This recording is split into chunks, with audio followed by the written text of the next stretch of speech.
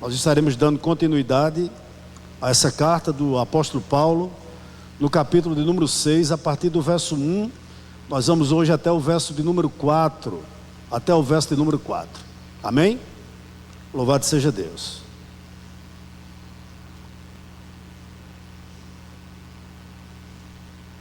Todos encontraram?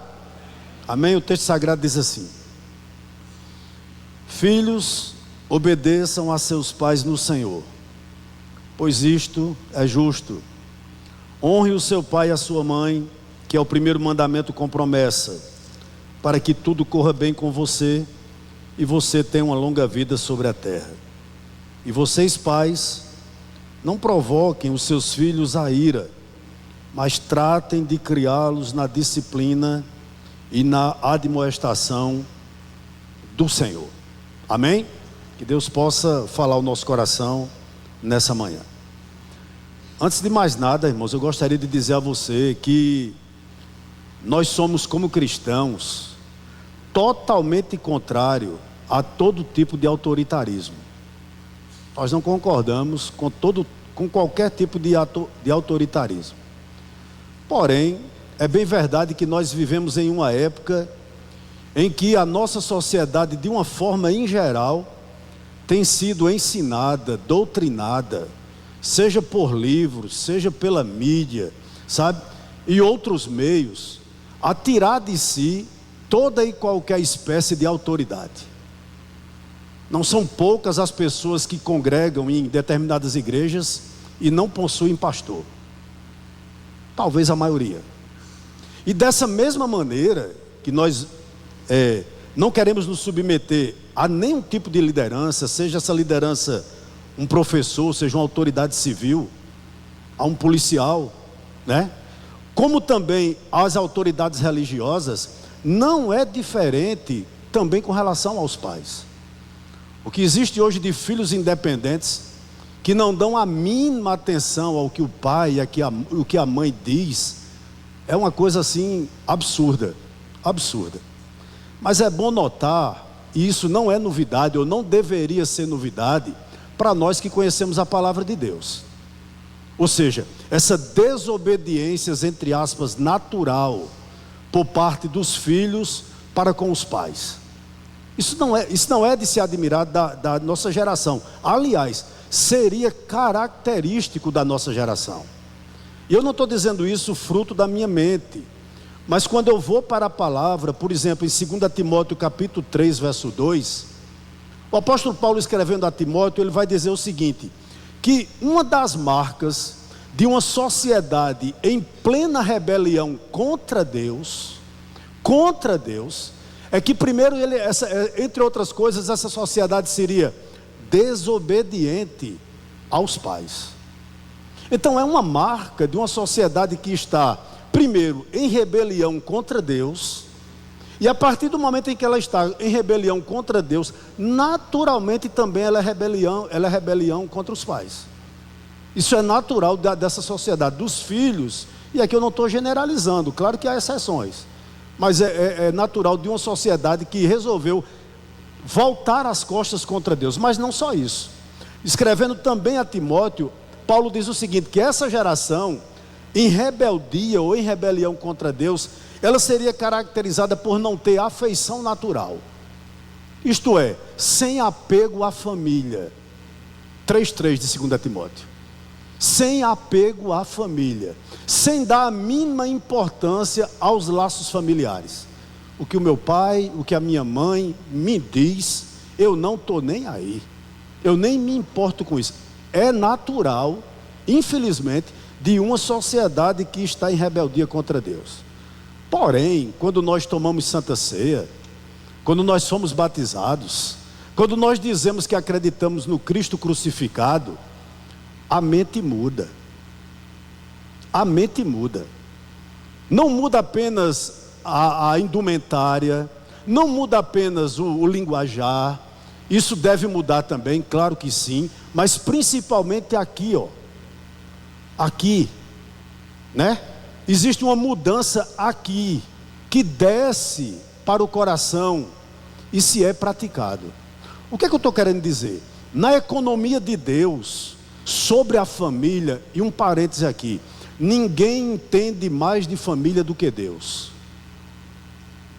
Por que eu estou dizendo isso? Porque foi Deus quem a instituiu. Antes da igreja, Deus instituiu família. Porque a família foi instituída antes do pecado. Isso seria bom da gente entender. Então, ninguém entende mais de família do que Deus. E na economia do reino de Deus sobre família, existe uma sequência hierárquica. E isso é muito claro nas Escrituras. O que é que eu estou querendo dizer? Deus é o cabeça de Cristo. Porque Cristo, mesmo sendo Deus, de uma forma voluntária, esvaziou-se de si mesmo, né? E ele resolveu, em comunhão com o Pai, ser submisso ao próprio Deus. Deus é o cabeça de Cristo, que por sua vez, nós já vimos aqui em aulas antepassadas, é o cabeça do homem, sexo masculino, que por sua vez é o cabeça da mulher, né? E repito, não quer dizer que a mulher seja um ser inferior, dotada de pouca inteligência, menos do que o homem, em hipótese alguma. Mas na família a mulher é submissa ao esposo, que por aí, aliás, tomando como base o que eu vou dizendo assim, tanto homem quanto mulher, ambos são o cabeça dos filhos. Na economia do reino as coisas funcionam dessa maneira. Foi assim que não eu, mas que Deus estruturou a família. E todas as vezes, preste atenção nisso aqui, por gentileza, irmãos. Todas as vezes que uma família deixa de guiar-se por essa estrutura divina, alguma coisa errada acontece. Quando o homem não assume o seu lugar de cabeça, quando a mulher não assume o seu lugar dentro do lar, alguma coisa começa a ficar defasada nessa família. A verdade que eu gostaria de dizer aqui, antes de nós irmos para o texto, é a seguinte: toda autoridade repousa em Deus. Com base nisso que eu acabei de dizer, o que é que eu estou querendo afirmar aqui?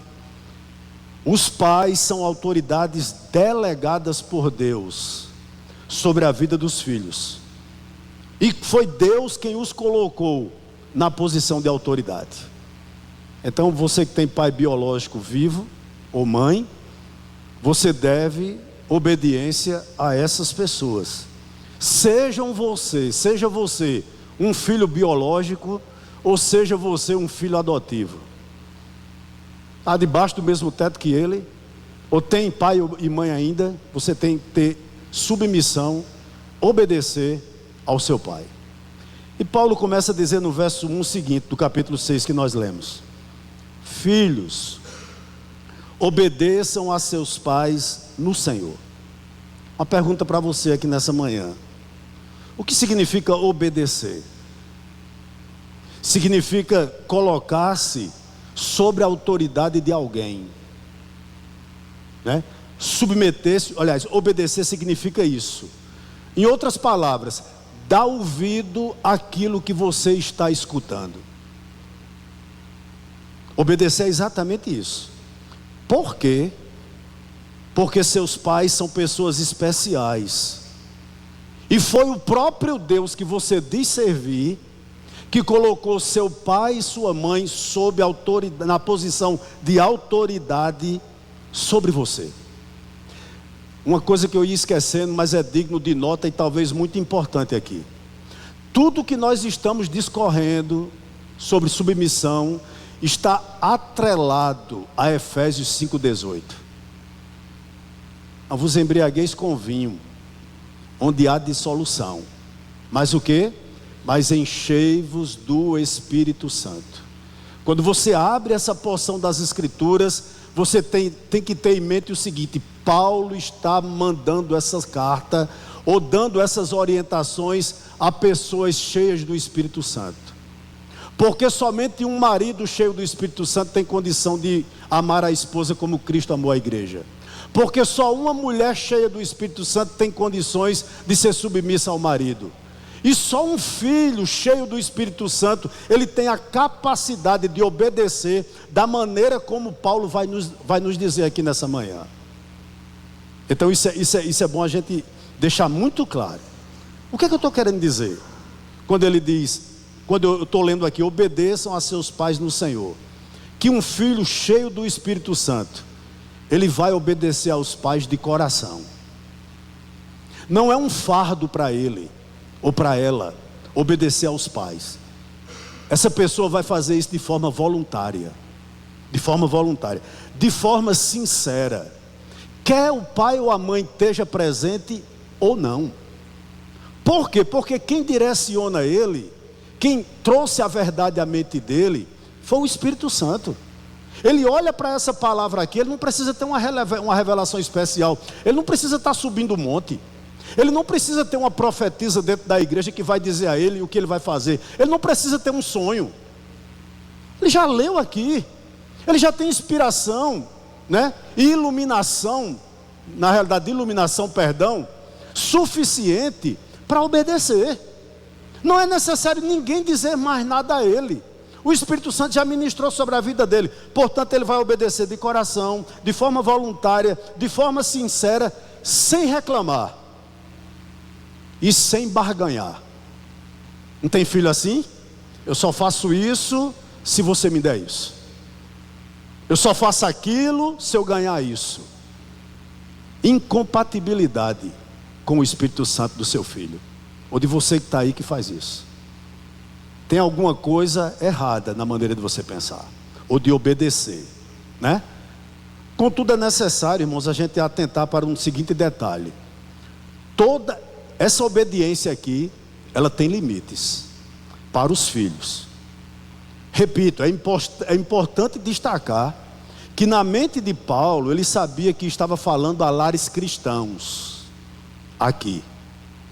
Porém, dificilmente em um ambiente cristão, um pai vai exigir de um filho alguma coisa absurda. Não é verdade? Mas nós temos que ter muita sinceridade e os pés no chão para tratar isso aqui. Por quê? É verdade que nem todo jovem cristão, nem todo filho possuem pais crentes. Talvez muitos de nós que estamos aqui, você possui os pais pagãos, ou um ou outro, um é crente e o outro não é. Mas também é verdade que a gente sabe que existem muitos pais evangélicos, né? E aí eu boto umas aspasinhas aqui em evangélicos, que exigem, ou melhor, dão conselho aos filhos contrário aos ensinamentos das Escrituras.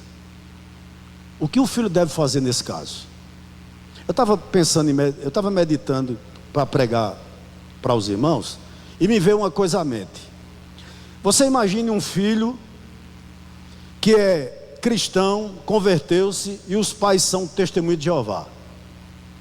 Um exemplo, né, que me veio à mente. Então aquele filho cristão, menino cheio do Espírito Santo, tem um colega que está necessitando de sangue em um hospital. E os pais dele, por serem testemunhas de Jeová, não permitem que ele doe sangue. Inclusive nem receba, né? Como um filho desse deve se comportar dentro desse lar? Ele obedece aos pais ou ele obedece ao Senhor? Veja que a situação ela não é tão simples, né? Veja que há situações que nós vamos ter que pedir muito discernimento a Deus, de quando obedecer ou de quando desobedecer.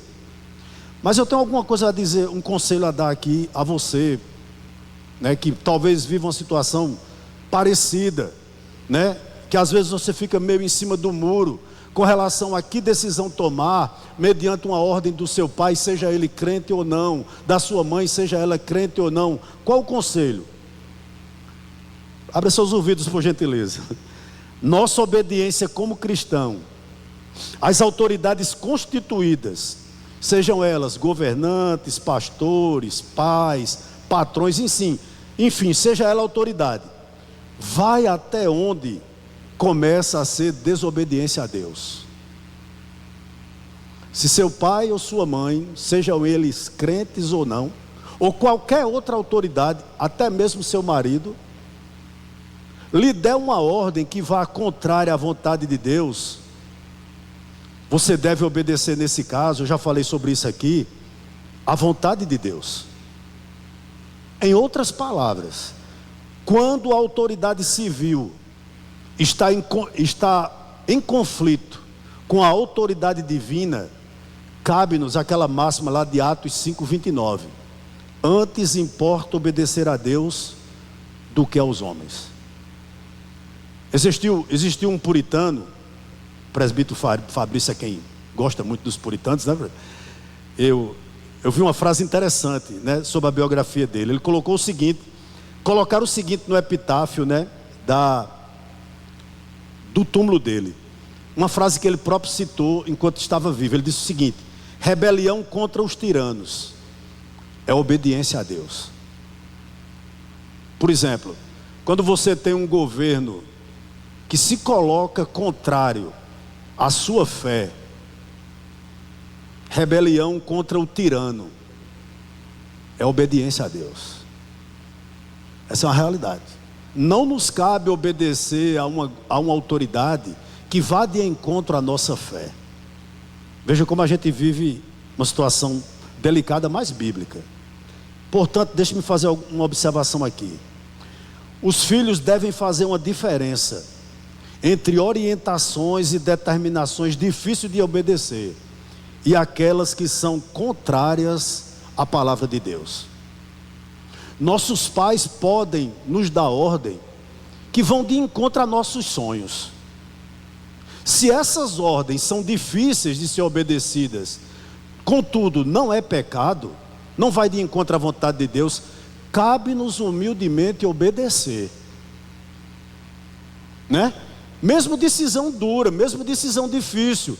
Quem sabe terminar um namoro, que você tanto gosta do camarada, ama o rapaz, mas seus pais e sua mãe não concordam. Não é uma decisão difícil? Não é dura? Mas se seu pai não concorda, se sua mãe não concorda, cabe a você o quê? Não vai de encontro à palavra de Deus, acabar. Então existem orientações que são difíceis de obedecer.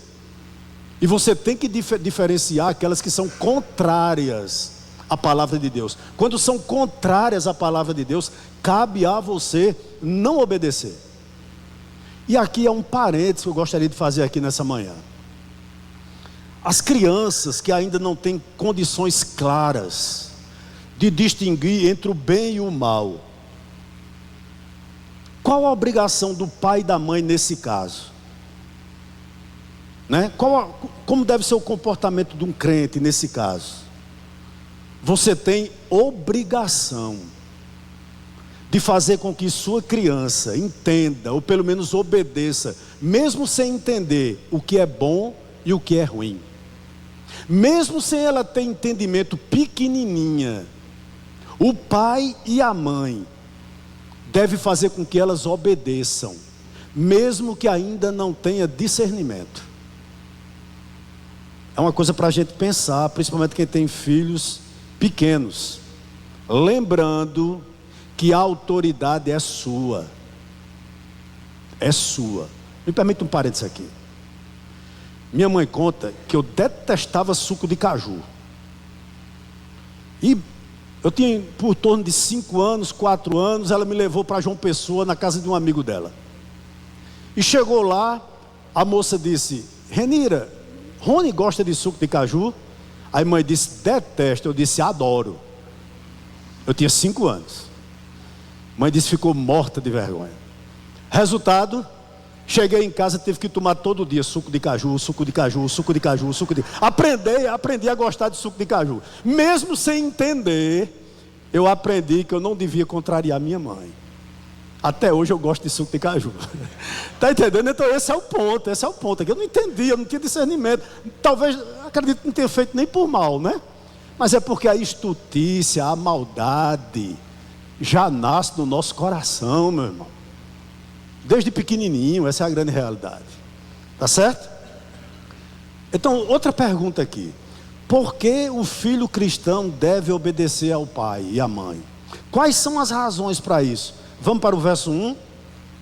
Filhos, obedeçam aos seus pais no Senhor, pois isto é o quê? Justo. A primeira razão que você deve obedecer a seu pai e a sua mãe é essa: pois isto é justo.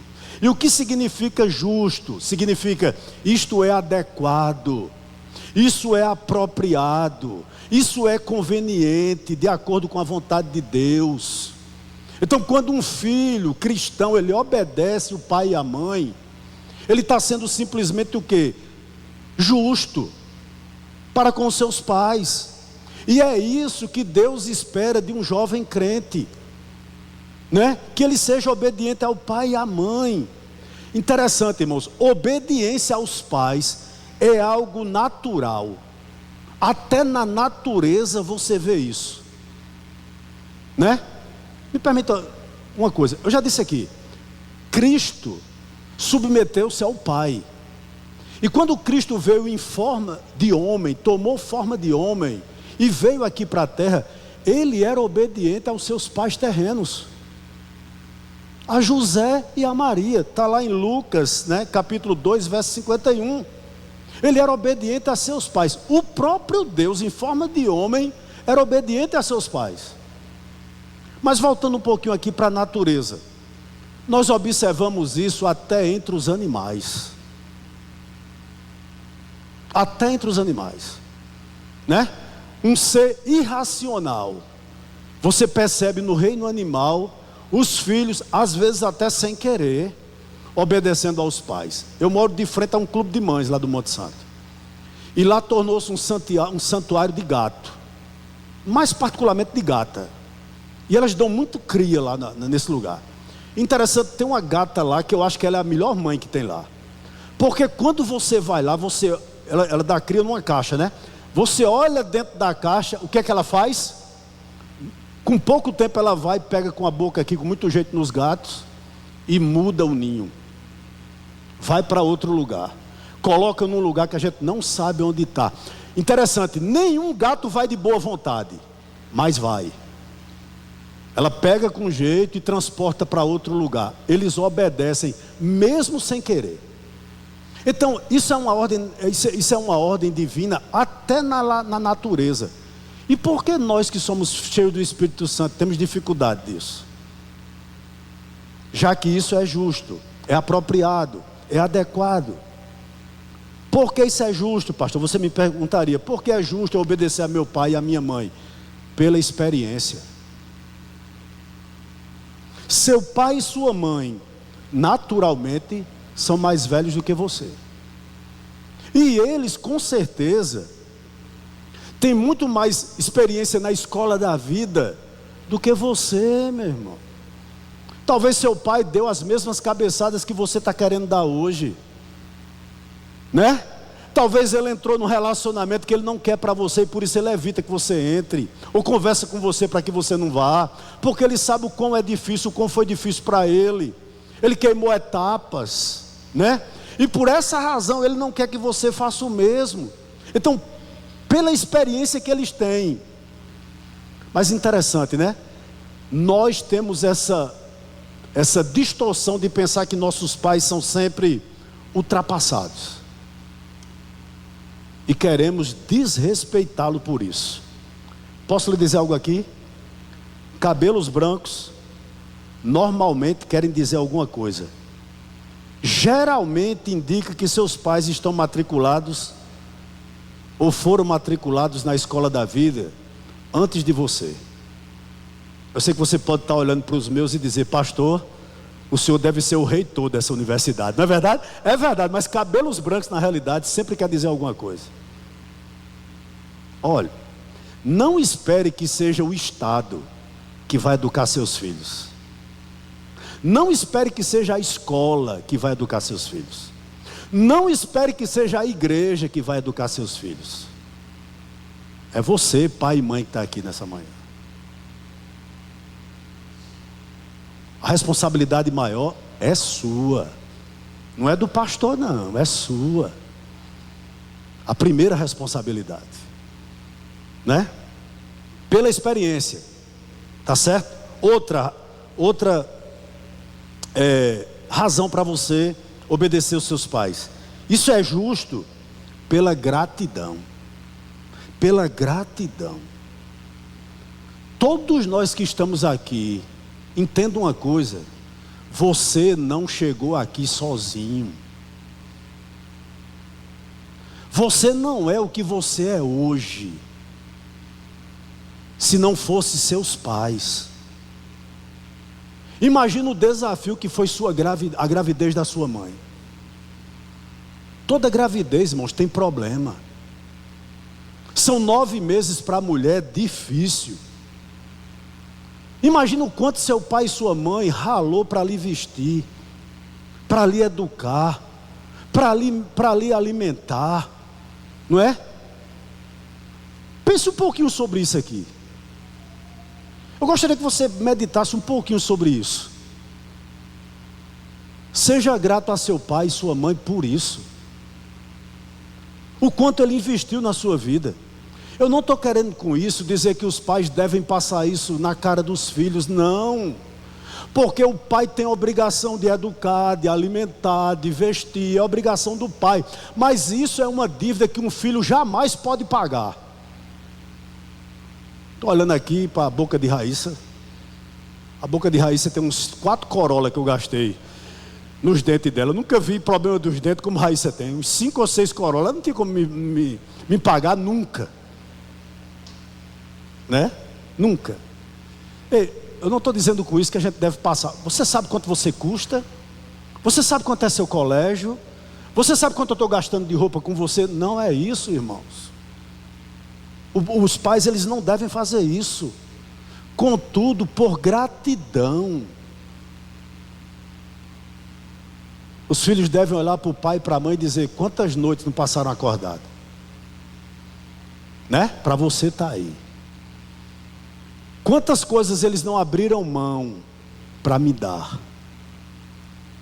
Eu tenho certeza absoluta que praticamente a maioria dos que aqui estão vivenciaram isso. E por uma questão de gratidão, irmãos, nós devemos obedecer aos nossos pais também, pois isso é justo. É justo. Outra razão aqui, versículo 2. A segunda razão por que você deve obedecer seus pais. Verso 2. Honre o seu pai e a sua mãe, que é o primeiro mandamento com promessa. Paulo cita aqui no verso 2 o 5º mandamento do decálogo. E o ponto central aqui é a obediência aos pais. Porque a obediência aos pais faz parte dos 10 mandamentos, que na realidade são um resumo, né, da vontade de Deus para a nossa vida. E Paulo cita aqui no verso 2. O que é que eu gostaria de dizer a você aqui nessa manhã? A gente esquece que desobedecer ao pai e à mãe é tão pecado quanto a idolatria. A gente esquece que desobedecer pai e mãe é tão pecado quanto mentir. A gente esquece que desobedecer pai e mãe é tão pecado quanto adulterar, quanto roubar. É o mesmo pecado. Posso lançar luz sobre isso que eu estou dizendo? Certa feita, lá em Lucas, eu não lembro o texto, o jovem rico, ele foi procurar Cristo. Ele perguntou: mestre, o que eu faço para herdar a vida eterna? E Jesus responde da seguinte forma: tu sabes os mandamentos. Quais? Ele pergunta a Jesus. Jesus diz: não roubarás, não furtarás, não mentirás, não dirás falso testemunho, honra teu pai e a tua mãe. O que é digno de nota nessa passagem aqui? Jesus inclui o mandamento de honrar pai e mãe, a evidência de uma pessoa que tem posse da vida eterna. É o que Jesus está falando com aquele jovem rico. Se você honra seu pai e sua mãe também, você terá a vida eterna. Vamos fazer uma pergunta aqui para você? eu me fazia essa pergunta.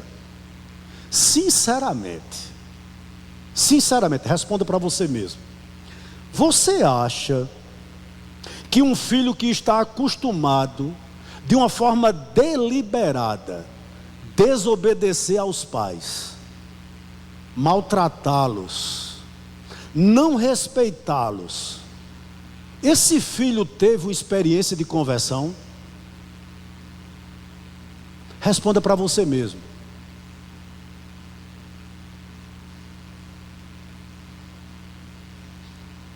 Você acredita nisso? Você que está aqui, que já é casado e tem uma mãe como eu tenho de 97 anos, né? Ou você que mora debaixo do mesmo teto de seu pai, que é cristão, que vem para a igreja, mas não honra, o despreza, desrespeita, não o escuta. Você acha que você teve uma experiência real com Cristo? Responda para você mesmo aí. Sabe por que eu estou perguntando isso? Porque a palavra de Deus, meus irmãos, ela produz vida, e vida de obediência, e desejo de submeter-se à vontade de Deus.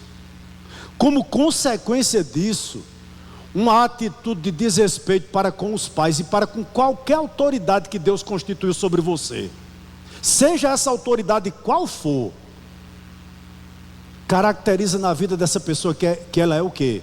Ela é rebelde, ela é desrespeitosa, ela é revoltada contra a vontade de Deus, ela é insubmissa. E coisas tais como rebelião, desrespeito, revolta, insubmissão, na minha modesta forma de ver, irmãos, não são compatíveis com pessoas que irão herdar a vida eterna. E aqui é uma questão muito minha, porque eu sou retrógrado, e teologicamente eu sou muito fraco, confesso a você. Mas eu não consigo ver salvação em ovelha que não tem pastor. Gostaria muito de ver. Eu não consigo ver salvação num filho que maltrata a mãe ou o pai. Mas eu sou retrógrado, meu. Você está ouvindo aqui uma mente velha, que tem uma teologia muito fraquinha. Mas eu vejo assim.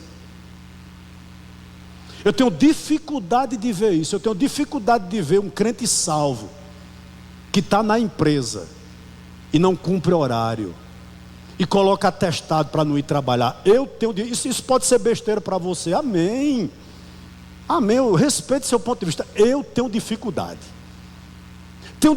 daquele crente que faz as coisas na surdina. Eu tenho dificuldade. Ninguém sabe, ninguém tem conhecimento da vida dele, porque ele é o Senhor da vida dele. Eu tenho dificuldade, eu estou dizendo a você só que eu tenho. Mas repito, eu sou um retrógrado. Mas eu tenho dificuldade em ver um filho desobediente dizer eu sou salvo. Meu filho, eu não acredito na sua salvação. Não acredito.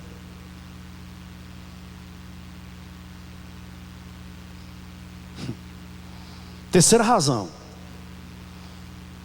Ele diz o seguinte, ainda no verso 2. Ele diz, honre o seu pai e a sua mãe. Ele vai dar a terceira razão agora, que é o primeiro mandamento com promessa. Por que Paulo diz que é o primeiro mandamento com promessa? Porque esse mandamento fazia parte da segunda tábua da lei, né? Que era a relação que as pessoas deveriam ter com o próximo. E esse mandamento aqui, ele tem uma promessa clara. Porque olha, é o primeiro mandamento com promessa, para que tudo corra bem com você, e você tenha uma longa vida sobre a terra. Eu sei que há exceções, eu sei disso. Mas eu pelo menos desconheço um filho que é obediente ao pai e à mãe se dá mal na vida. Seu pai diz uma coisa a você, não é absurdo, não vai contrário à palavra de Deus, eu duvido você obedecer e você se dar mal na vida. Você vai evitar aquela frase que a gente tanto diz, né? Depois que a gente bate com a cara na parede, desculpa o termo, porque eu não vi papai. Ah, porque eu não ouvi minha mãe. Talvez você já tenha dito, eu já disse várias vezes, né? Ah, porque eu não ouvi o conselho de meu pai. Ah, porque eu não ouvi o conselho da minha mãe. É isso que Paulo está dizendo aqui. Quantos acidentes não seriam evitados se filho tivesse ouvido pai e mãe? Né? Quantos estupros não teriam sido evitados nas festas se filho tivesse ouvido pai e mãe? Não se engane não, viu? Nessas grandes festas aí, o que tem dessa situação é alarmante. Mas mesmo contrário aos pais, os filhos vão, né? E se perdem. Eu sei que na sua vizinhança, como na minha, você vê isso, você percebe isso, meu querido.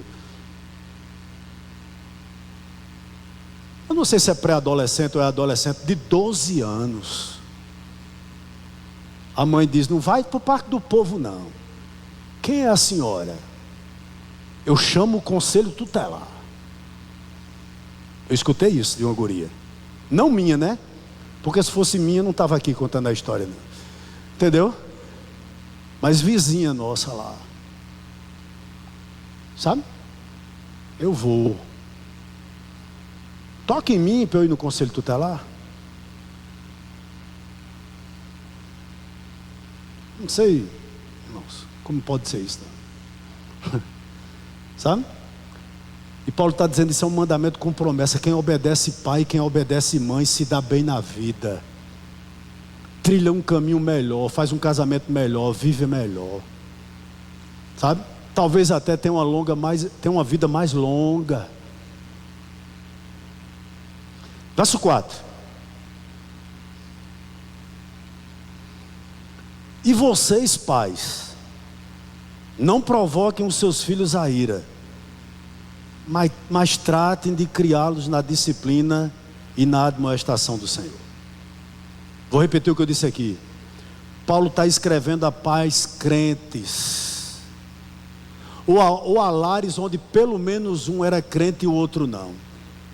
Veja que coisa interessante, ele diz, e vós pais, não provoqueis a ira dos vossos filhos. Eu lhe pergunto, como é que um pai ou uma mãe pode provocar a ira no filho? Primeiro, com excesso ou com ausência de autoridade, não é? Isso pode levar o filho ao desânimo. Há pais, irmãos, que tratam os filhos como se os filhos fossem escravos dele. Há lares onde os filhos não podem falar, não podem expressar opinião, porque o pai é um verdadeiro ditador. E nós temos que ter cuidado com isso, né? Jamais, irmãos, nós devemos ser adeptos desse tipo de autoridade. Achar que nós somos superiores a nossos filhos, não somos amigos dele, não podemos caminhar com eles. Pelo contrário, a Bíblia vai totalmente contra esse tipo de autoridade. Contudo, existem pais que criam os filhos como dono do mundo. Vou lhe dizer algo aqui, se você cria seu filho assim, eu não sei. Seu filho vai ter muito problema na vida. Mas não é pouco não, muito.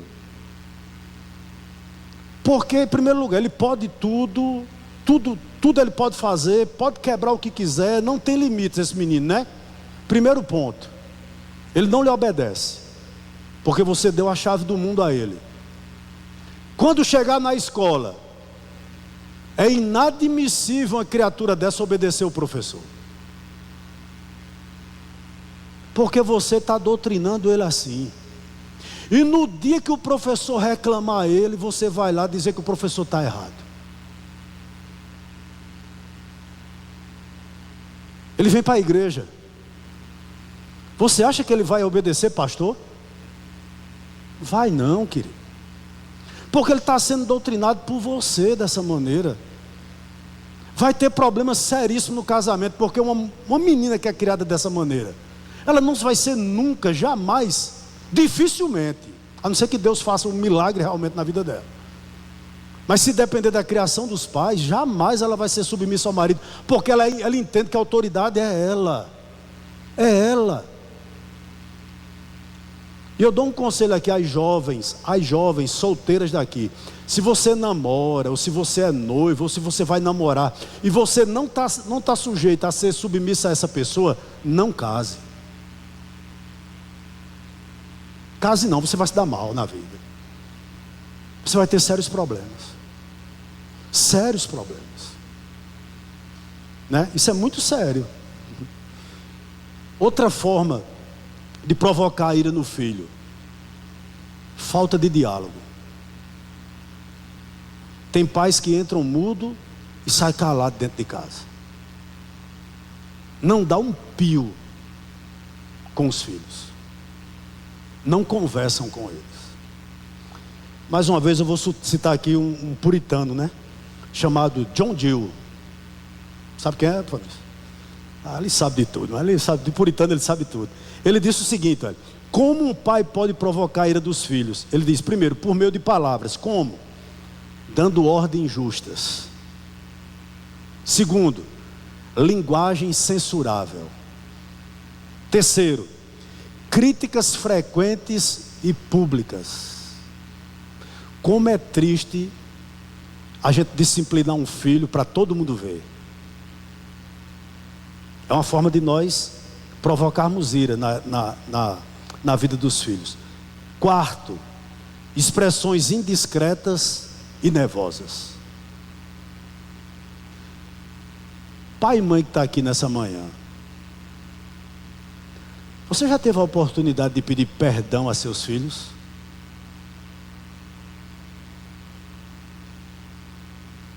Se você acha que deve pedir perdão a seus filhos por alguma coisa desse tipo que você fez, peça.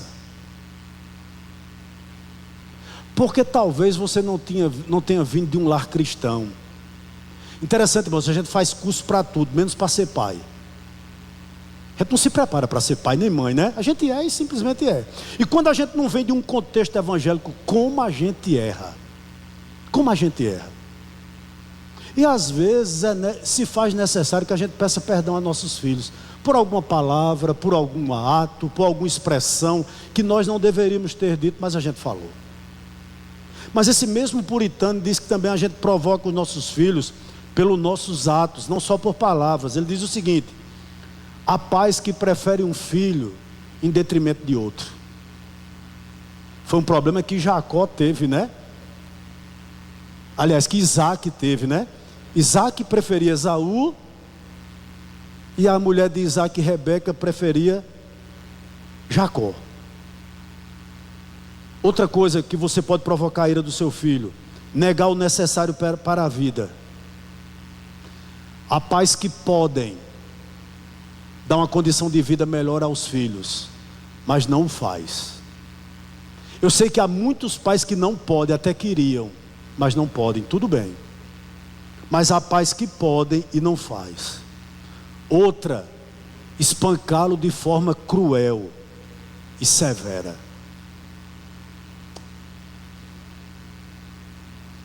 Há filhos, irmãos, que levam a marca, né, de espancamento para o resto da vida. E isso é provocar a ira no filho. E a última, ele diz o seguinte: dá-los em casamento impróprio, visando o próprio proveito. Há pais que preferem que os filhos casem com alguém rico do que com alguém crente, né? E isso é uma forma de provocar a ira dos filhos. Em vez disso, Paulo diz o seguinte: olha, e vós pais não provoquem os seus filhos a ira, mas, ou seja, pelo contrário, tratem de criá-los. Tratem de criá-los. Vamos parar um pouquinho aqui. A palavra grega aqui, irmãos, criar, ela tem um significado aqui no texto de nutrir, de alimentar. Mas quando aplicada à criança, ela tem um sentido de desenvolver pelo cuidado e pelo esforço. O que é que Paulo tinha em mente aqui? Eu acho que Calvino traduz isso aqui muito bem, essa palavra, no sentido aqui de crianças. Que os nossos filhos, eles sejam acalentados com afeição. Ou como diz Hendricks, né? Tratai os seus filhos com brandura. Posso lhe dizer algo aqui nessa noite? Nossos filhos, eles não precisam apenas de roupas, de remédio, de comida, de teto, de educação. Eu não estou dizendo que isso não é importante, claro que é. Mas nossos filhos precisam também de afeto, de amor e de encorajamento. Meus irmãos, nossos filhos precisam ser abraçados. Nossos filhos precisam ouvir da gente que a gente os ama. Isso é importante. Eu não estou dizendo que você tem que negligenciar um desses, por exemplo, a educação, em detrimento do outro. Por exemplo, não, meu filho só precisa de igreja, não precisa estudar. Não, não é isso. As duas coisas andam de mãos dadas.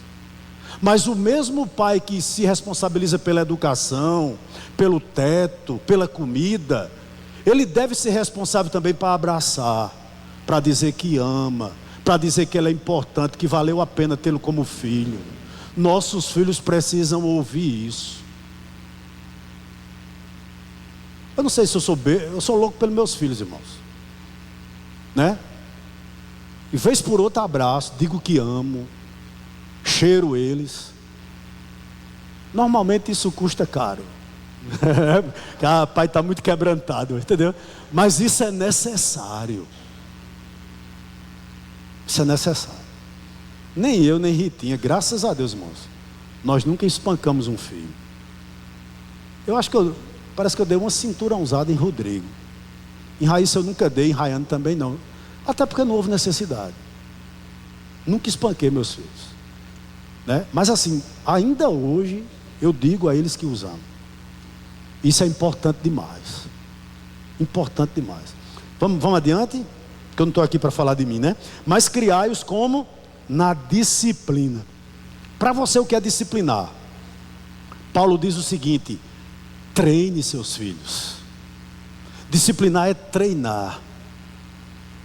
Disciplinar não significa descarregar nossa frustração sobre os nossos filhos. Mas essa disciplina, ela tem um propósito. Ou seja, o que é que ele está dizendo? Nossos filhos têm que aprender a partir de casa. E é na nossa casa que nossos filhos devem aprender o que é certo e o que é errado. O que vai fazer bem a eles e o que não vai fazer bem a eles. Essa disciplina, pastor, pode se fazer de forma verbal? Pode. Mas a Bíblia também não é contra. E até pelo contrário, ela exorta que você pode fazer de forma física. Tem vários textos. Eu gostaria, por gentileza, que o pastor Jorge colocasse aí Provérbios 22:15. Por favor, pastor, se possível. Essa disciplina pode ser feita de forma verbal, mas também pode ser feita de forma física. Olha o que diz aqui, olha. A tolice, outras versões diz a estutícia, né? Está ligada ao coração da criança, mas a havaiana da disciplina a afastará dela. Não é verdade? Não é preciso você usar uma vara.